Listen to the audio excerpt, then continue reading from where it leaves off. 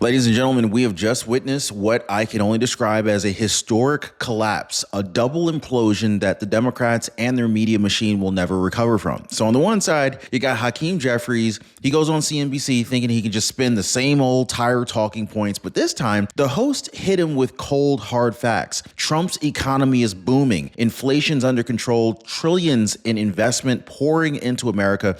The border finally secured. And Jeffries, he snaps. He loses it. He about quits. He shouts, he stammers, and then he storms right out of the interview in total humiliation. And on the other side, at the very same moment, Rachel Maddow, once the crown jewel of MSNBC, is watching everything that she built crumble to dust. Her own network ditches its name after 29 years. 29 long years are changing their name, rebrands with some half-baked patriotic slogan. And what does Rachel Maddow do? Well, instead of defending it, she melts down in public, mocking the rebrand and admitting that she doesn't even know how to pronounce the new name. Folks, that's not confidence. That is a career in freefall. This is the double quit, okay? Jeffries could not handle the truth and quit. Rachel Maddow, she couldn't save MSNBC and she lost everything. So here's the real kicker. Both meltdowns prove the exact same point. Democrats and their media allies are collapsing under the weight of Donald J. Trump's success.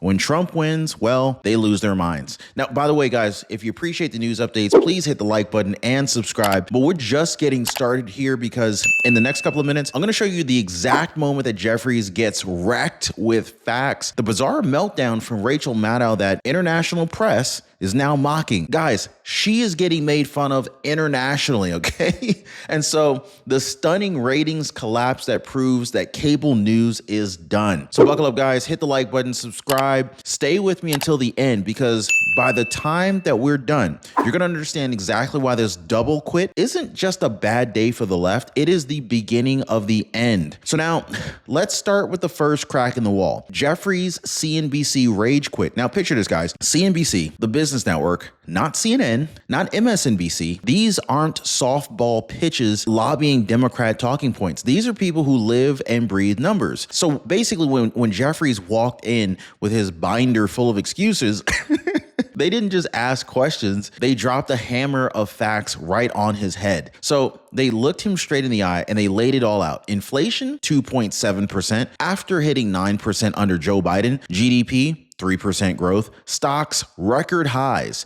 S&P 500, Dow Jones, NASDAQ. The border finally secure with Trump's new enforcement surge. Trade deals locked in with Europe, Japan, and more on the way. Trillions of dollars in foreign investment flowing into America. Even Iran's nuclear ambitions set back indefinitely. And then came the killer question. Congressman, where's the calamity you keep talking about? This dude, and you could pretty much see it on his face, though. Jeffries didn't have an answer. The inflation rate itself was 2.7% in the most recent read year over year versus it got to a high of 9% under Biden. Stocks are at record highs. Unemployment is 4.2%. That's full employment. The GDP was 3%. The border is actually secure. We've got trade deals with EU, Japan, many more in the works, and trillions of dollars of foreign investment coming here. Iran's nuclear ambitions have been set back indefinitely. And I just wrote down a few things. So I just have to ask you, where is the calamity that you're talking about? And it almost seems like for Democrats, socialism is the answer to these problems, or I don't know, what, an end of democracy or something? We just don't get it.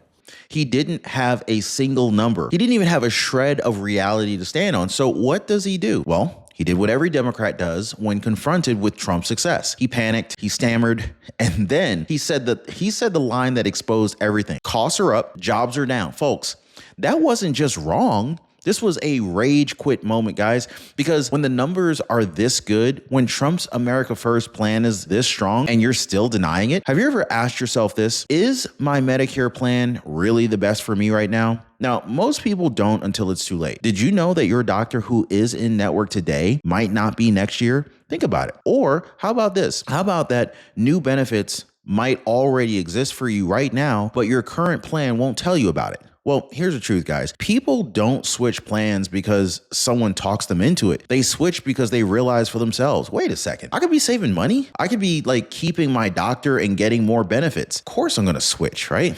And this is why I partner with Chapter, guys, because they don't push you into anything. They just simply ask you the right questions and then you decide for yourself. Now, one of our viewers, Leslie Taylor, she ended up saving over $1,000 a year. Sharon Bertusik, she was kicked off Medicaid, but Chapter helped her secure a new Medicare plan that worked for her. So ask yourself this, am I 100% sure that my plan that I have right now is the best for me? I mean, ask yourself that question, because most people are already calling the phone number down at the bottom of your screen, 909-563-8279, or they're visiting askchapter.org/Ron to find out for themselves. Just in fairness, and I wonder whether you think that they're the same or they're not the same. There have been people that have criticized Elizabeth Warren for years for individually attacking and going after and naming specific CEOs in America, specific companies in America, over again and over again.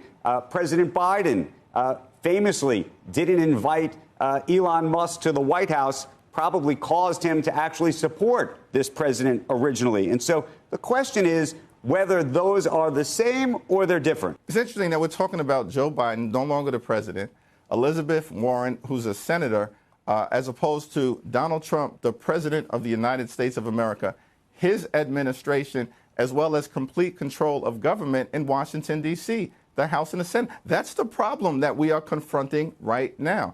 You're not arguing facts anymore. You're just arguing fantasy. So let me ask you guys, if you're watching the show right now, let me know where you're watching from. I want you to sit with this, okay? Do you really believe the hard numbers, or do you believe Jeffries' spin and his lies? Now, this is the choice that every American is facing right now. Here's the best part. CNBC wasn't done. So they went in again. And this time they pressed him on Trump's tariffs. Now, you remember how Democrats, they screamed for years that tariffs would cause a recession, collapse the economy, and destroy jobs? Well, guess what? They were dead freaking wrong, guys. They were wrong. The economy didn't collapse. For the last several months, the Democratic Party, for the most part, has been publicly suggesting that because of these tariffs, that the economy was going to falter, that there was going to be a massive recession. And for whatever reason, that has not happened. And I'm curious why you think that hasn't happened, and whether you think it was a mistake to be as critical as you have been. Well, good morning. Great to be with you. Donald Trump promised on day one that costs were going to go down. Costs haven't gone down. They've gone up. What we have seen, in fact, is job creation go down almost to record low levels. The economy didn't collapse, it thrived. And so when CNBC basically called him out on it, why hasn't this recession that you promised happened? Jeffries scrambled. He danced around, he did the Macarena, and then he turned and tried to change the subject. And then he desperately pivoted back to doom and gloom. Now think about that, guys. Come on. Instead of celebrating good news for the American people, higher growth, stronger jobs, a tougher stance on China, the benefits of these tariffs, Jeffries looked like he was rooting against America just so that Donald Trump would not get the credits. Actually, I'll tell you what we stand for, Joe. It's pretty clear. As Democrats, we believe in a strong floor and no ceiling. In America, you work hard, you play by the rules, you should be able to live the good life. And there should be no ceiling on your success, on your capacity to do anything in the United States of America. That's the great promise of this country. At the same period of time,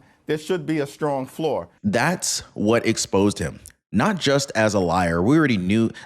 Do you guys think that Jeffries is a liar, or is it just me thinking that? Now, it wasn't just as a liar, not just as partisan, but as someone who's willing to watch America fail if it means that Trump doesn't succeed. And that, my friends, this is when Jeffries completely lost it. And how do you think about the message of socialism, or being a socialist, and what that may portend for the Democratic Party? Well, I think, as I indicated, listen, my view about what we as Democrats stand for, what we're fighting for. We need to lower the high cost of living in the United States of America. We need to fix our broken healthcare system, and we need to clean up corruption in Washington, D.C., so we actually have a government that works for the American people, for everyday Americans, for hardworking American taxpayers, as opposed to working for the privileged few, which is what the Republican plan is right now. I'm curious where you land on things like, freezing rent, free buses, giving away, free food at supermarkets and the like, and what you just think of that idea and what it represents. Listen, Zoran is going to have to make the case to the people of New York City, including in the neighborhoods that I represent, that these ideas, which are designed to address affordability. Do you agree with those approaches as a solution? Look, you and I agree. Affordability is this number one issue in New York. It's the number one issue in the country. And so he has done a great job of identifying that issue and articulating that issue. The question is how you attack that issue. And what I'm asking you is whether you agree with the solutions that he's offering. This is when the rage boiled over. This is when Hakeem Jeffries walked straight into his own humiliation and completely stormed out of CNBC. Talking about a free market. This is why I wanted to go there, because there's sort of you're talking about a free market on one side and being an advocate for a free market on one side, but at the same time, we just had a whole conversation about an individual who is running for mayor in New York City who is genuinely titling themselves a socialist. And you're saying that you might ultimately support them. And so I'm trying to understand the distinction here. No.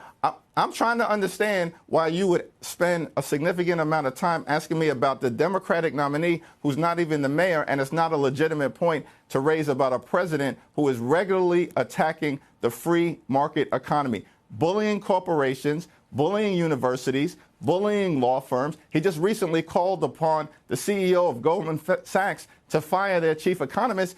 That's not problematic. He's the leader of the free world, the president of the United States of America. He's in office right now, and he's attacking the market-based economy. Here's the kicker, guys. That's only half the story tonight, because while Jeffries was rage quitting in disgrace on live business television, Rachel Maddow was watching her entire empire collapse underneath her. Yes, the double quit is real, and Rachel Maddow's ultimate meltdown was just as spectacular. Now, before we dive into how the face of MSNBC mocked her own network's rebrand and then admitted that she didn't even know how to pronounce its new name, let me ask you this. If Jeffries is willing to deny cold hard facts, then what does this really say about the entire Democrat media alliance that depends on the same spin? So don't be the last person that's left wondering. So here's where it gets even worse for Hakeem Jeffries, because even after flopping on the numbers and panicking over tariffs, CNBC hit him with the question that he never even wanted to hear. Where do you stand on socialism? Now, remember, Democrats have been cozying up to socialist radicals like Zoran Mandami, the New York mayoral candidate, pushing these rent freezes, free food, free buses, the whole socialist shebang, right? So CNBC asked Jeffries point blank, do you agree with these policies? And what did he do? He dodged, try to have it both ways. Now, on the one hand, he promised Manny for, focusing. He basically praised this guy for focusing on affordability. But on the other hand, he claimed to believe in the free markets. Now, folks, you really can't do both. You can't have both. That's not leadership. That is cowardice, okay? And so he's talking out of both sides of his mouth. And the more he talked, the more obvious it became. Jeffries cannot pick a side. He doesn't know whether to please the radical activists screaming for socialism or the billionaire donors that are funding his campaigns. He tried to saddle the fence, and instead of, he basically collapsed right off of it. So this is why this wasn't just a rage quit. It was an intellectual quit. CNBC exposed him as a contradiction on live TV, guys. And Jeffries, he couldn't take it. He stormed out in humiliation because he knew the mask had slipped. But while Jeffries was losing his cool on CNBC, Rachel Maddow was losing something much bigger, her entire empire. Because over at MSNBC, the network announced its new rebrand, MS Now, my source for news, opinion, and the world. Well, instead of defending it, instead of giving her audience confidence, Maddow mocked it. She openly admitted that she didn't even know how to pronounce the new name. So was it Ms. Now? Is it Miss Now? Is it PMS Now? I mean, she actually joked about this, guys. I'm surprised they didn't fire her for making fun of the new brand that they probably spent hundreds of millions of dollars investing in. Anyway, folks, when the face of your network laughs at its own brand, that's not confidence. This is clearly collapse. And it wasn't just Americans noticing this. International outlets like from Ireland to Europe. They picked up the story too. Maddow's meltdown went global. Think about that, guys. Jeffries was humiliated on CNBC for lying about America's success. And at the very same time, Maddow was humiliating her own network for being so incompetent that it couldn't even brand itself properly. This is why we call it the double quit, guys. Jeffries quit on facts. Maddow quit on her own network. Both of them exposed, both of them collapsing. Now, I am definitely not done yet, because if Rachel Maddow was mocking the rebrand, Joe Scarborough was doing the exact opposite, groveling to survive, just trying to keep his job, even cozying up to Donald Trump. And when you see the numbers behind MSNBC's ratings collapse, you're going to understand why Scarborough sold out and why Maddow's time is absolutely over. So now, while Rachel Maddow is mocking her own network's rebrand, someone else at MSNBC was playing a different game, Joe Scarborough. Now, unlike Rachel Maddow, Scarborough knows how to survive. He is the ultimate company man. He will kiss anyone's rear end to keep his check coming in. So when the bosses told him to announce the rebrand, he smiled. All right, boss. Well, anything else you need, boss? Can I shine your shoes, sir? News as it pertains to our network. This morning, a new name for the network by the end of the year. We will become MS Now, which stands for My Source for News, Opinion, and the World. And look, Andrew, they even have a graphic up. I like it. There it is. Actually, the new logo. It looks very sporty. As we go to Versant, we're going to be moving in this direction. MS Now, which I got to say, I got a call yesterday afternoon, and they're saying, "We hope you're okay. We're going." I was like, "What do you mean? Like this shows we're independent." And what I've said on this show time and time again is, you look at the people that are running the company; they're entrepreneurs. He read the script. He even called the new logo sporty. Sporty. This is the same guy who once swore he would never bow down to Trump. And yet, where did Joe and Micah end up? Mar-a-Lago, doing exactly what Rosie O'Donnell said, kissing the ring. Kissing more than just the ring, if you ask me. But think about that, guys. Scarborough spent years attacking Trump. Now the guy is cozying up, even praising RFK Jr. for his fitness routines on live TV. Now, I don't know about you guys, but that's not conviction, folks. That's desperation. There's a big difference. That is survival mode, okay? Scarborough will say and do whatever it takes to keep that paycheck flowing. Okay, got to keep that direct deposit going. And so that's the difference. Scarborough grovels to stay in the game. Maddow refuses, so she's on the chopping block. But here's where it gets brutal, because even if Scarborough plays ball, the numbers don't lie. MSNBC is still collapsing. Get this. Check this out, guys. Ratings are down 55% in the key demo and 58% in prime time. That's not a dip. That is a free fall. That is a plunge. And remember, this is the network that was paying Rachel Maddow $30 million a year. They cut her down to $25 million for one show a week, but even that is unsustainable when the audience is gone. So it's not just Maddow, it's Joy Reid, right? Joy Reid already out. Jen Psaki failing. Peppermint Patty, as viewers call her, couldn't even hold the screen. Basically, every one of these so-called stars is either shrinking or they're already gone. Meanwhile, you got CNBC, the same news network that essentially exposed Jeffries, gets to keep its name. Why?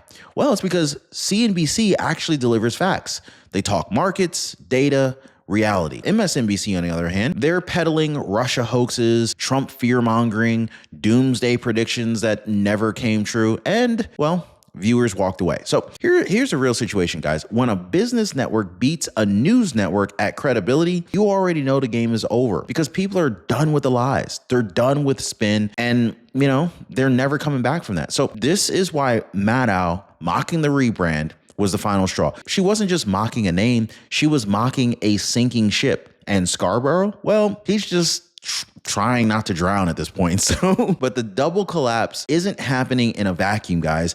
In fact, Jeffries' rage quit and Maddow's meltdown, these are connected. Both prove the exact same thing. The Democrats and their media machine, they're tied at the hip. Okay. And when Trump succeeds, well, they unravel together. And so now we get to the heart of the matter. why both of these implosions happened on the same stage of history. Because Hakeem Jeffries storming out of CNBC and Rachel Maddow melting down over her network's rebrand, they're not two random embarrassments. They're symptoms of the same disease. The Democrat media alliance collapsing under the weight of Trump's success. Think about it. Jeffries couldn't handle the facts. Low inflation, strong GDP, trillions in foreign investment, peace talks on the horizon, and of course Maddow couldn't handle her network's decline, ratings in free fall, salaries unsustainable, a brand that's so broken that it just had to scrap it, start over, and rename it. Both of them depended on one thing: convincing you that Donald Trump was a disaster. And now that Trump is delivering, well, the entire narrative is gone. So this is why Jeffries quit on live TV. This is why Rachel Maddow quit on her own brand, because when Trump wins, their lies collapse. And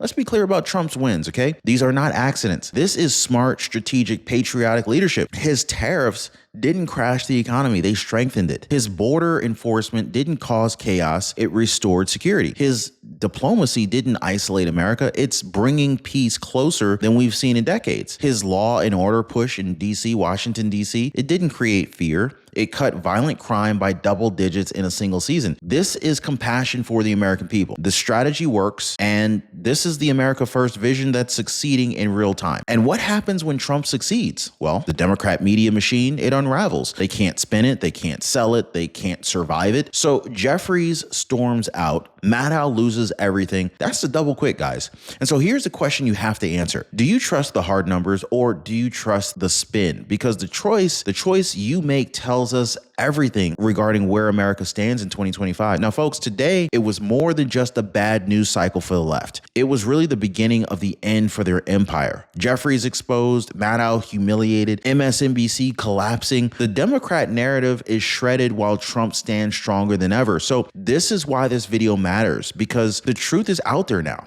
and millions of Americans are waking up. So if you're ready to keep spreading that truth, hit the like button, smash subscribe, and share this video with everyone you know. And don't go anywhere, guys, because YouTube believes you're going to love the next video that just popped up on your screen right now. Click that video, watch it, and keep the momentum rolling, because this fight is not over, and together we are just getting started.